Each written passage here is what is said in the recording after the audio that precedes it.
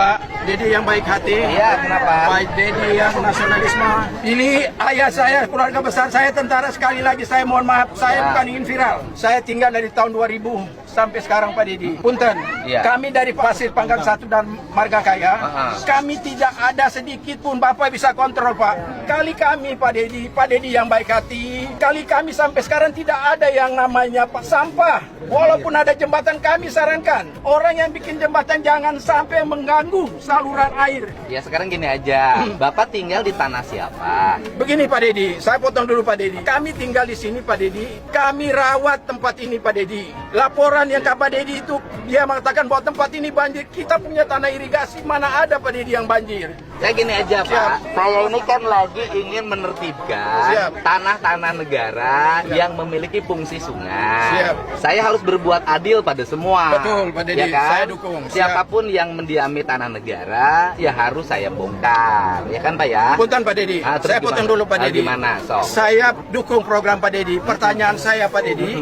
kami ini Pak Dedi, yang di sini tuh kami rawat, urgensinya apa Pak Dedi? Ya karena apa Pak Dedi? Kami di sini itu kami juga hidup Pak Dedi. Banyak orang yang nggak mampu Pak Dedi. Bahkan sampai kalau Pak Dedi untuk ini saya dukung Pak Dedi. Kalau kebijakan Bapak yang nasionalis, saya selalu dukung Pak Dedi. Normalisasi sungai, kemudian membongkar bangunan yang menggunakan tanah-tanah sungai, daerah aliran sungai, itu nasionalisme. Ya, kami di sini urgensinya juga apa Pak Dedi? Karena 10 juta kami punya anak, punya istri Pak Dedi. Kalau kita balik-balik malah terbalik. Bapak kan diambil tanah negara nggak bayar. Sekarang saya tanya Pak Dedi, saya punya bukti semua Pak Dedi. Kalau Pak Dedi mau, punya, iya mana buktinya? Nanti ambil itu. Ya kan? Ya sebentar dulu saya nanya ke Bapak.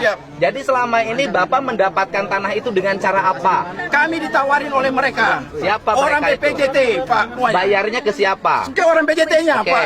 Kami sebagai kasih. Sewa apa beli garap? Saya kalau dibilang mungkin sewa, Pak Dedi. Gini Mohon Pak, maaf, Pak Dedi. saya jelasin. Saya kan menemukan fakta di lapangan ada 2 loh Pak.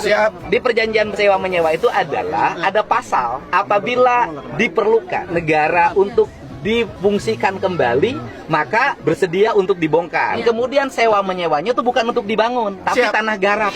Sekarang saya tanya Pak. Oke, Pak Dedi. Sekarang kami tanya urgensinya apa, Pak? Ya sebentar.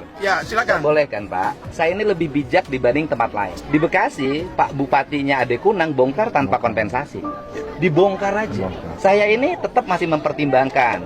Selama dibongkar mereka harus dapat tempat kontrak.